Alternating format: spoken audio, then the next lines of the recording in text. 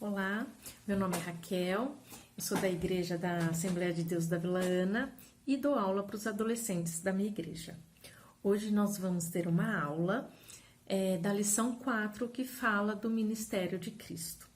Vamos começar? Então, o nosso texto áureo hoje está lá em João 1:29, que diz assim: No dia seguinte, João viu a Jesus que vinha para ele e disse: Eis o Cordeiro de Deus que tira o pecado do mundo. Nesse texto áureo já mostra que Jesus, ele tinha um chamado.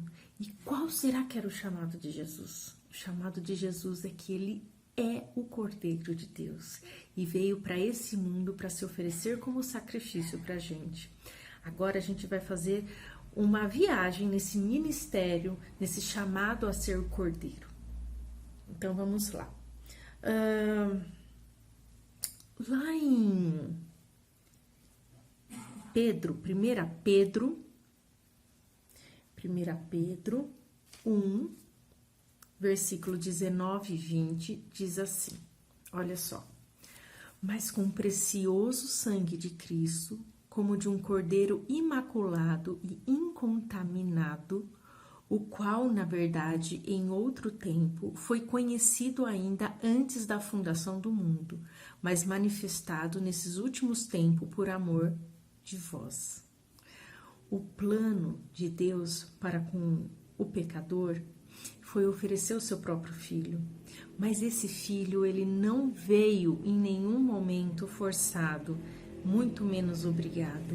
Ele atendeu a um chamado, ele atendeu a um ministério que era se oferecer como um cordeiro imaculado, incontaminado. Olha só que interessante. Se a gente seguir mais um pouquinho, a gente vai ver que o ministério de Cristo se deu de duas formas. A primeira, que foi um ministério terreno, e a segunda, que foi também um ministério messiânico. Então, agora a gente vai conhecer um pouquinho sobre o ministério terreno de Jesus. Jesus, em seu ministério terreno, para ele cumprir esse ministério, ele precisou se fazer carne.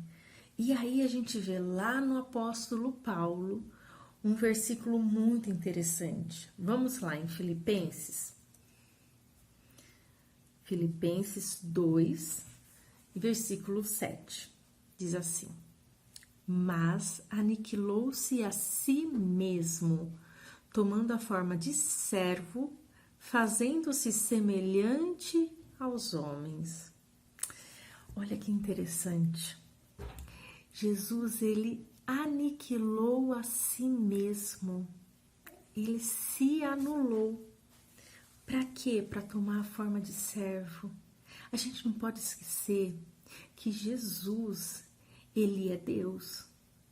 E mesmo sendo Deus, e por amor às almas, por amor à humanidade, ele negou a sua natureza divina e se tornou servo, se tornou homem. Olha só, para ele poder cumprir o seu ministério terreno, ele precisou primeiro aniquilar a si mesmo e fazendo-se semelhante aos homens, ele se tornou carne. Aí a gente segue mais um pouquinho e começa a pensar em algumas coisas. Jesus, ele teve uma parte muito humana, mas ele nos deixou lições maravilhosas para que pudéssemos ter como referência na nossa vida aqui, se somos seguidores dele. Veja só, uma coisa que Jesus nos deixa como inspiração está lá em Mateus 4:2. Vamos dar uma olhada? Mateus 4:2.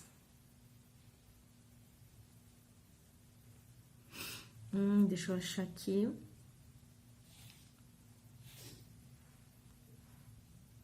Opa. Em Mateus 4:2, ele diz assim: e tendo jejuado 40 dias e 40 noites, depois teve fome. Olha só, Jesus, a sua parte humana, buscava o Pai.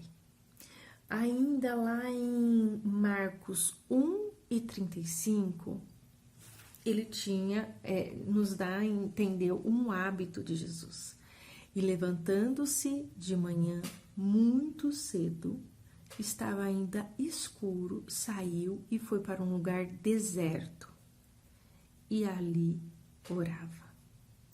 Jesus nos deixa como inspiração essa busca pelo Pai, essa busca de jejum, essa busca por oração, que a oração e o jejum é o caminho que nos liga ao céu. E Jesus deixa muito claro que nós precisamos manter uma vida de oração, uma vida de jejum. E você, adolescente? O que você anda fazendo nessa parte da sua vida? Como que é os seus hábitos de oração? Você já jejuou alguma vez na sua vida? Então, Jesus, ele nos deixa o exemplo de orar e jejuar para quê? Para a gente ficar ligados ao trono de Deus. Olha, Jesus, ele veio do Pai, ele é o próprio Deus e ele não quis perder essa conexão. Então, isso é uma grande lição que nós aprendemos hoje. A oração é o que nos liga ao Pai. Então, queridos e queridas, a gente precisa, sim, ter assim um momento de oração, uma intimidade com Deus. Ah, mas eu não consigo orar, tá tudo muito corrido, eu tenho que estar em dia com as minhas séries e tal. Mas olha só, se essa vida, ela é passageira. E a gente tem que pensar que aqui a gente só está de passagem. E a gente precisa estar conectado para aquilo que é o nosso alvo, que é o céu. Então, às vezes a gente fica aí idealizando que deve ser aquele momento de 3 horas orando. Mas a gente tem que estar ligado no trono de Deus todos os momentos. Eu sei que a gente está passando por um momento que a gente está mais recluso, mais isolados, mas a gente tem que ter o costume de levantar, conversar com Deus, agradecer pela noite. No decorrer do dia, lembrar, sempre estar na mente, sabe? Ai, Deus, olha, obrigada, tá tudo bem aqui na minha casa. Talvez as coisas nos próximos dias ficar apertada, mas obrigada, Senhor. Tá todo mundo bem, né? Cuida da gente, protege, cuida daqueles que estão hospitalizados, cuida dos irmãos que eu não estou vendo. Às vezes, num pensamento, você já faz uma oração. E por isso que a gente pode, né? A gente pode estar ligado no céu, pode estar ligado com Deus 24 horas. Em todo momento que você lembrar e você conversar. Assim como você conversa com seus amigos, como você conversa com a sua família. Conversar com Deus. Jesus nos deixa esse exemplo. Ele orava, ele tinha o hábito de logo pela manhã, né? Olha só, e levantando-se de manhã muito cedo, estando ainda escuro, saiu e foi para um lugar deserto, ali orava. A importância da oração. Nós estamos num momento que precisamos de muita oração.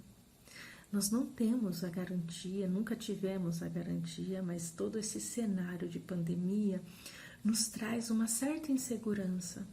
E a oração, que muitas vezes vai nos acalmar num momento de muita angústia. Então, se apegue numa oração. Ore, fale com Deus, conta para Ele suas preocupações, conta para Ele o que te deixa com muita raiva, o porquê você está grato hoje. É assim que a gente começa uma vida de oração. Vamos para outro ponto. Jesus também nos inspira a uma coisa muito importante. Ele lia as escrituras. olha só.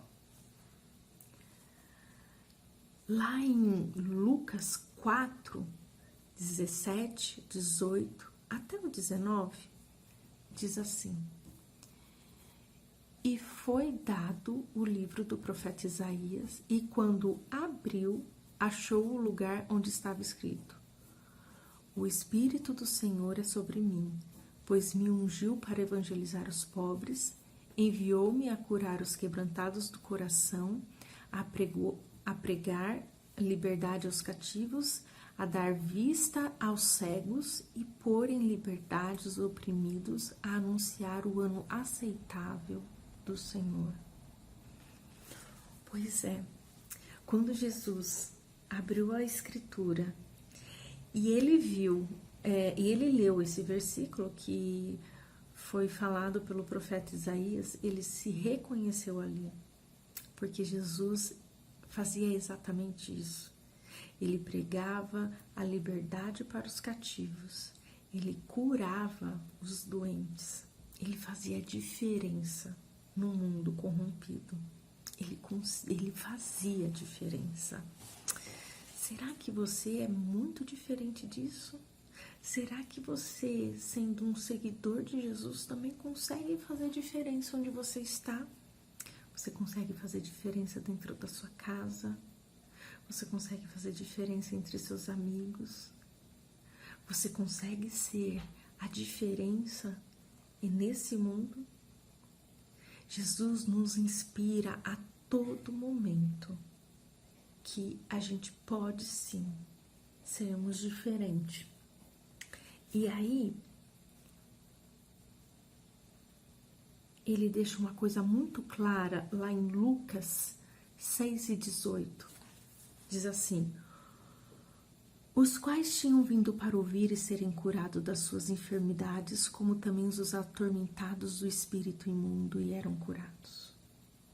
Jesus, ele começou a ser seguido pelas coisas, pelas palavras boas, pelas boas ações que ele fazia.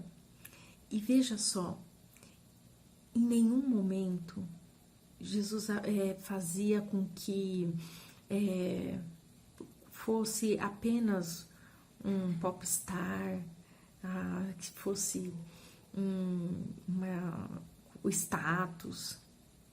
Não, ele fazia por amor.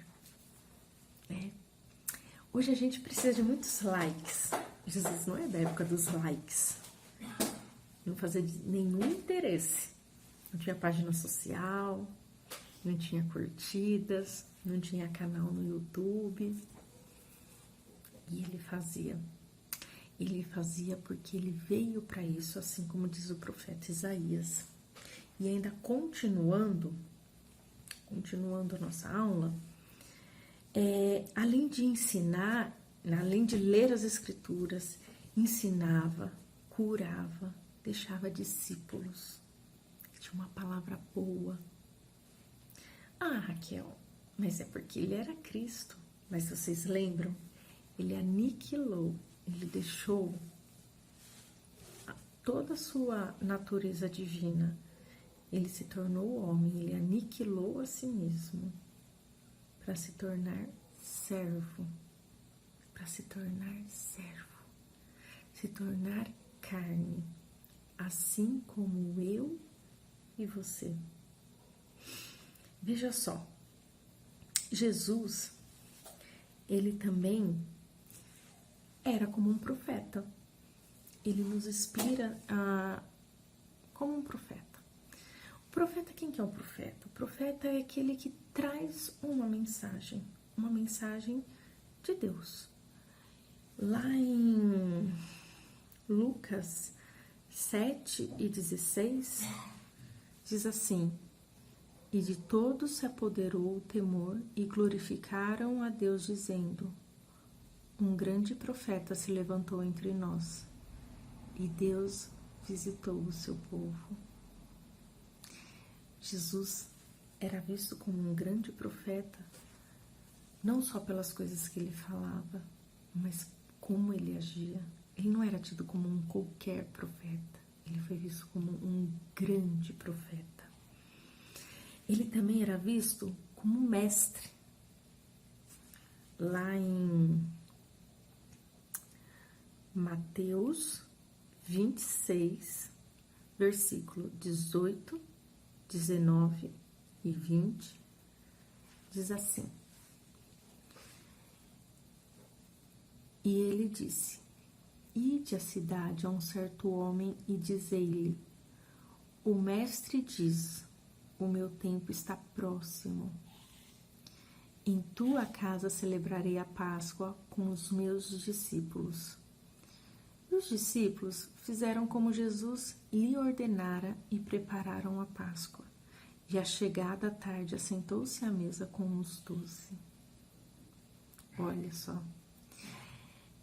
Ele, sendo profeta, ele previu aí que a hora dele era chegada. Mas ele ordenou, ele disse: o meu tempo está próximo e em tua casa celebrarei, né, a Páscoa com os meus discípulos. E simplesmente, como sendo um mestre, com autoridade, esse homem o acolheu, para que ele estivesse junto com os seus discípulos. A gente não obedece qualquer um, não é mesmo? A gente obedece normalmente uma pessoa que tem autoridade. Ah, Jesus, ele não era autoritário, ele tinha autoridade, que é muito diferente. Continuando, e é uma das partes que eu acho interessante ainda nesse ministério terreno, é quando Jesus se mostra como diácono. Lá em Lucas 22 e 27, diz assim: Pois qual é o maior? Quem está à mesa ou quem serve? Porventura, não é quem está à mesa? Eu, porém, entre vós, sou aquele que serve. Jesus nos inspira que tudo que for feito num chamado não é por likes, não é por status, mas é por amor. O próprio Jesus, além de aniquilar a si mesmo, negar a si mesmo, negar a sua natureza divina, se tornar carne, ele veio para servir. E por que será que às vezes a gente quer ter tanto prestígio se o próprio Jesus veio para servir? Jesus nos inspira a ajudar uns aos outros, a gente estar disposto a servir. E olha só, nesse cenário de pandemia, a gente precisa aprender a servir.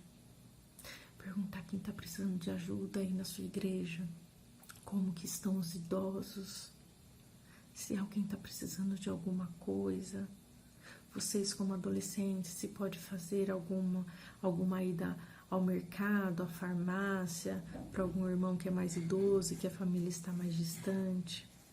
Assim como Jesus veio para servir, você e eu podemos servir também aos nossos irmãos, aos nossos vizinhos, aos nossos amigos. Continuando,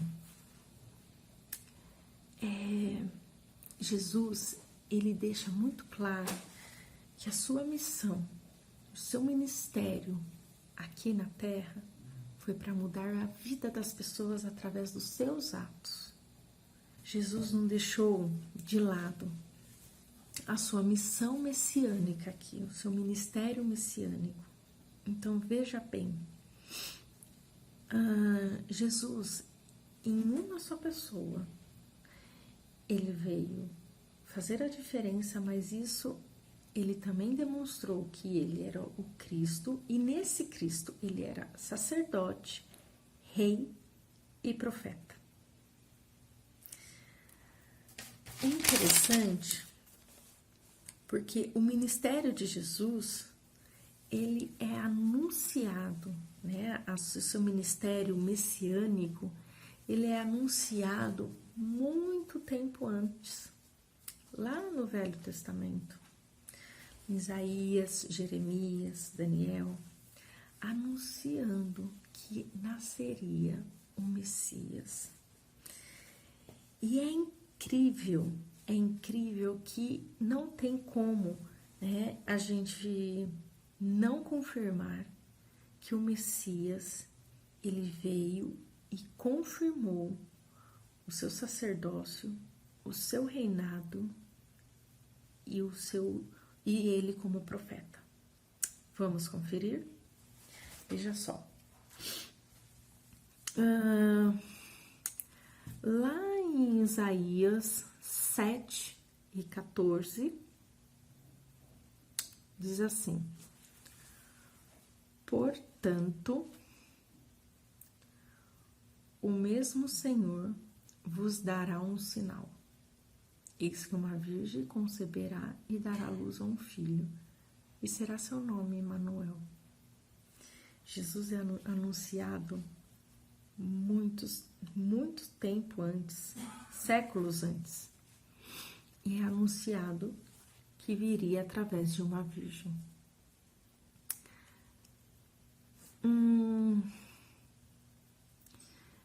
Quando a gente fala que Jesus viria através de uma virgem, ele não viria apenas como um Cristo, ele viria também como um sacerdote. Qual a função do sacerdote? O sacerdote tinha a função de oferecer sacrifícios para pedir perdão. Ele que oferecia os sacrifícios, um novilho, um filhote, um cordeiro, né? Por conta do pecado dos judeus, das pessoas, né? E Jesus vem nessa questão de sacerdote como o próprio cordeiro e o próprio sacerdote. Olha que interessante, quando a gente vai ler lá em Hebreus 7:23, 24 e 25, diz assim: e, na verdade, aqueles foram feitos sacerdotes em grande número, porque pela morte foram impedidos de permanecer.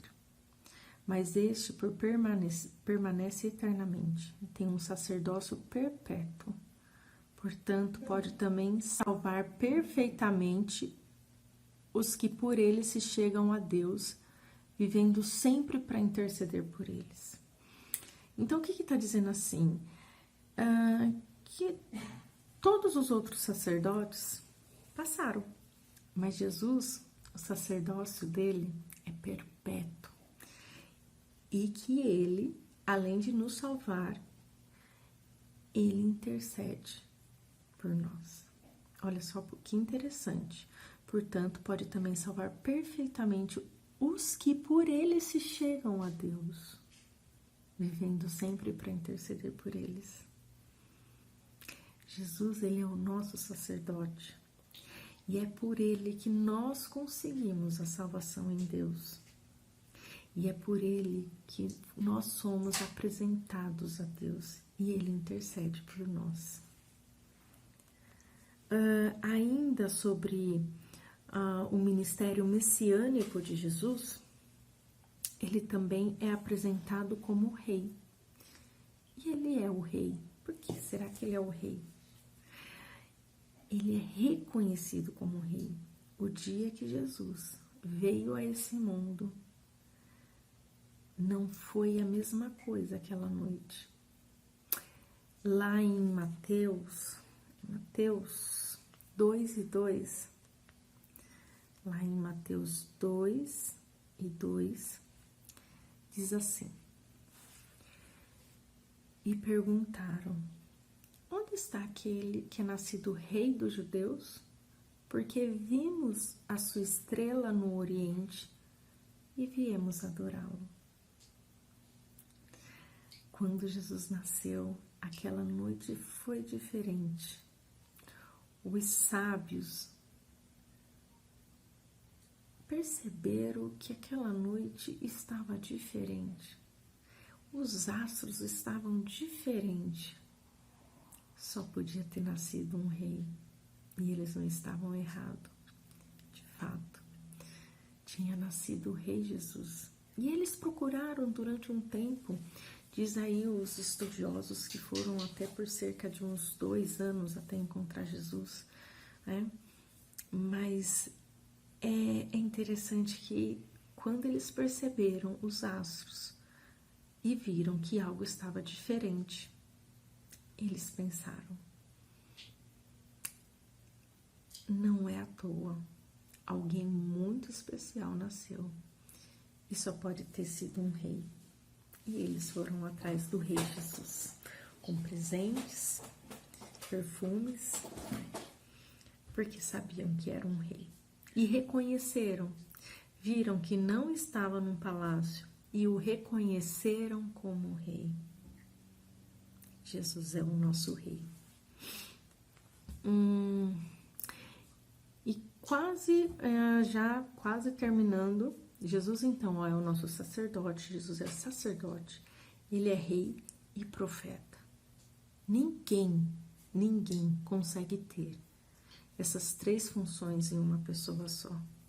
Mas Jesus, por ele ser o Messias, ele tem a função de sacerdote, de se apresentar como sacrifício e nos ligar a Deus como um rei e como profeta. Lá Lucas 24:19 diz assim: E ele lhes perguntou, quais?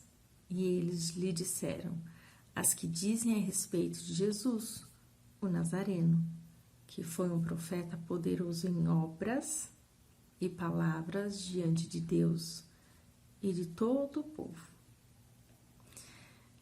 Jesus foi um profeta poderoso em obras.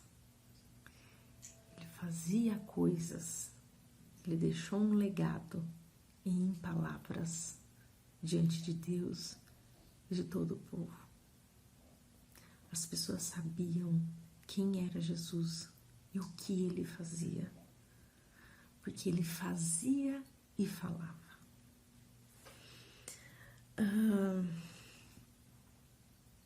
Jesus, ele cumpriu o seu chamado. Ele cumpriu o seu chamado terreno, cumpriu o seu chamado messiânico. Lá em Marcos 16:19, diz assim: Ora, o Senhor, depois de lhes ter falado, foi recebido no céu e assentou-se à direita de Deus. Ele cumpriu o seu chamado. E ele nos deixa essa inspiração para o dia de hoje. Qual é o seu chamado? Jesus veio a esse mundo, tornou-se servo, passou pelas aflições humanas, entregou a mensagem que ele trazia como profeta, chegou como rei, foi oferecido como cordeiro em sacrifício aos nossos pecados. E hoje ele se assenta à direita de Deus. Ele cumpriu todo o plano, sem obrigação, mas por entrega. E você? Qual que é o seu chamado? Qual que é o seu ministério? Vamos ler um pouquinho lá em Lucas 10 e versículo 2. Diz assim: E dizia-lhes, grande é, em verdade, a seara, mas obreiros são poucos. Rogai, pois, ao Senhor da seara, que envie obreiros para a sua seara. Essas palavras é de Jesus. E diz que a seara, que o campo, é muito grande. Tem muita coisa para se fazer. Mas os obreiros são muito pouco. E aí eu volto a te perguntar, qual que é o seu chamado? Raquel, eu não sei qual que é o meu chamado. Vamos pensar que o chamado é aquilo que mexe com a gente. Talvez seja alguma coisa que te deixe indignado. Você para olhar a vida e tem algo que te deixa indignado? Você fica inconformado e até triste? Então, olhe bem para isso. O que você poderia fazer com essa indignação? Só reclamar nas redes sociais? Só se posicionar suas indignações no Face, no Twitter, no Instagram? Será que você pode fazer alguma coisa? Um chamado não precisa ser necessariamente sair para pregar. Às vezes você é muito, mas muito, muito bom em fazer coisas tecnológicas. O que você poderia ajudar com essa habilidade muito boa que você tem? Às vezes você é muito, muito, muito, muito boa em organizar eventos.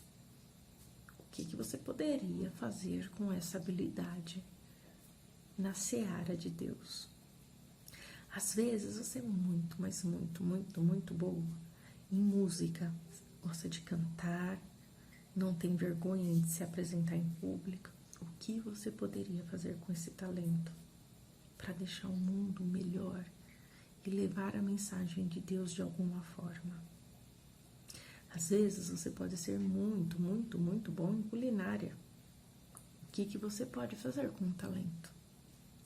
Então pense, um chamado talvez seja aquilo que deixa a gente indignado, junto com algo que a gente gosta muito de fazer, que tem muita facilidade em fazer. Você já parou para pensar qual seria o seu chamado? Você já descobriu qual que é o seu chamado? Aqui, em Lucas 10:2, vamos ler de novo, diz muito claro. E dizia-lhes, grande é, em verdade, a seara, mas os obreiros são poucos. Rogai, pois, ao Senhor da seara, que envie obreiros para a sua seara. Se coloque à disposição do Senhor da seara. Converse com Ele. Lembra aquelas orações que eu falei para você? Para a gente conversar com Deus durante todo o dia? Como se estivesse mandando um WhatsApp para um amigo, em todo momento, lembrando dele. Converse com Ele. Diga as coisas que você tem vontade de fazer, o que te deixa indignado quando você olha para a vida. A gente está num momento mundial que está todo mundo precisando ajudar uns aos outros. O que você poderia ajudar? De fato, no momento a gente não sabe como lidar com o vírus. A gente realmente não sabe. Mas a gente tem muito, muito talento para saber como que eu posso ajudar o outro. Às vezes eu posso ajudar conversando, gravando um vídeo, gravando uma mensagem, fazendo algum prato, entregando para algum irmão que mora sozinho, algum idoso, fazendo vídeos de mensagens importantes para os irmãos mais velhos. Não pense que é porque você é adolescente que você não pode fazer nada. Pelo contrário, a seara ela é grande, mas os obreiros dispostos a trabalhar nessa seara são poucos. O Senhor espera você também. O Senhor espera. Se coloque à disposição dele. Ok? Bom, essa foi a nossa aula, nossa lição 4. Tem algumas perguntas e eu fico à disposição, tá? Se vocês quiserem manter contato, tem aqui o meu Instagram. Vocês podem ir lá, pode mandar mensagens pelo direct, tirando dúvidas, dando um feedback. E aí a gente se encontra. Por enquanto, a gente só se encontra virtualmente, mas em breve, muito breve, a gente vai se encontrar, tá bom? Um grande abraço para todos vocês e, quem sabe, até a próxima. Um beijo, tchau!